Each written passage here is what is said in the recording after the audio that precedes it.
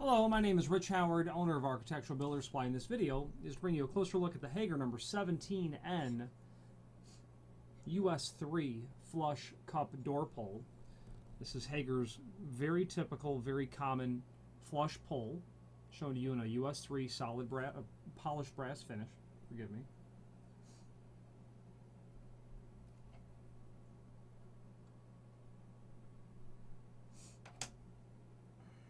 Available in several different finishes. Again, this is the US3. Okay. Screw hole here for installing it. Another one here. Piece of sheet metal riveted onto the back. Okay. There is, and by the way, screws are included for attaching it. A couple of what look like about a number 8 by 1 inch oval head screw. There are links below this video to both the template and the cut sheet. The cut sheet's really just a regurgitation of what's already here on the website, but the template is important because it shows everything important as it pertains to installing the item. So if you want to open that template up, we'll go over it now. The mortise required 2 5/16 wide, 3 3/4 tall, then 3/4 deep. Let's put a tape measure on this item and get an idea. So first, let's go overall dimensions, 2 3/4.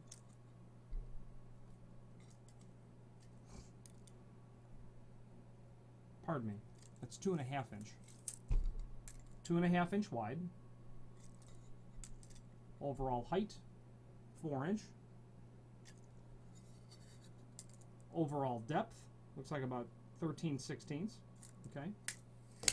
Now the mortise that they're talking about, 2 5/16, that would allow you to get this body installed in both the width and the height. You will have to square those corners out, however. So this actually measures about 2 1/4. So they're saying give it an additional 1/16 of an inch. And I would not go any bigger than that at all.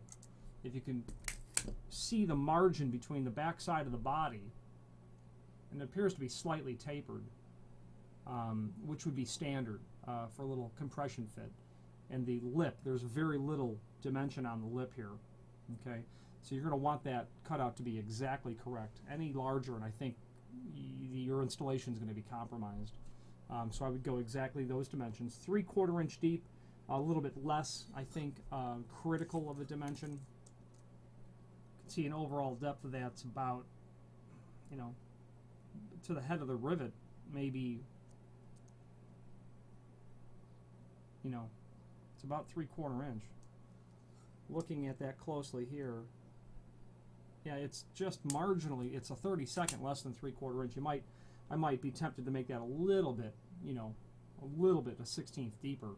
So if you're going to go about installing these, and if you have more than one to do, you know, even if you had one to do, in my experience of routing doors for these, is I would make a template for it. So if I was going to do it, and which I have, and the way that I would do it is that I would take a 3/4 inch piece of wood, I would cut it into a rectangle, and I would cut out my exact hole that I needed for this preparation, adding, you know, half of the dimension of the collet on the router, etc.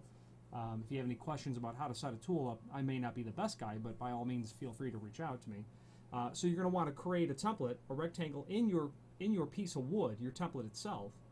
Okay, I would draw a center line vertically, okay, to where you wanted it to be, so you knew where your preparation was. And the reason for that was, take your template, draw a horizontal line right in the middle. When you go to measure your door, you can put your tape measure on the top of the door, come down to the center line of where you want this to be, make a mark on the style of the door, and then line your template up. Then I would also make it such that the end of my template flushed to the end of the door, so that my back set was correct every single time, and I didn't have to worry about lining up a vertical center line, or pardon me, a vertical back set, or a back set of the piece of hardware itself. Clamp it onto the door, you know, speed clamps or whatever you're going to use, and do your router preparation. Obviously a plunge router would be the idea, removing so much of the door, and then carefully square your corners out as best you can. That's how I would do it, you know, in a small shop setting. The only other thing I'd like to mention is before you consider the vertical height at which to install these, take note of the other heights of locks that might be in this space. Imagine if you had a long hallway of doors and you had a closet on one side. You're going to want the vertical center line of all those lock center lines, including these, to be the same, so that there's no interruption to a visual sight line. You don't want to put these at 36 inch off the floor when everything else is almost 40 inch off the floor, or whatever the case might be. Just a word to the wise on that.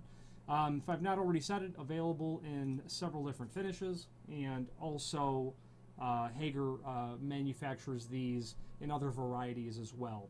This is the standard one that you would see in residential applications. It's non-ADA compliant, but very typical, very common sort of flush pull. Very nice quality, actually, too. If you have any questions on the Hager number 17N flush pull in a US3 finish, polished brass, or any other Hager product, please feel free to reach out to us. Thank you.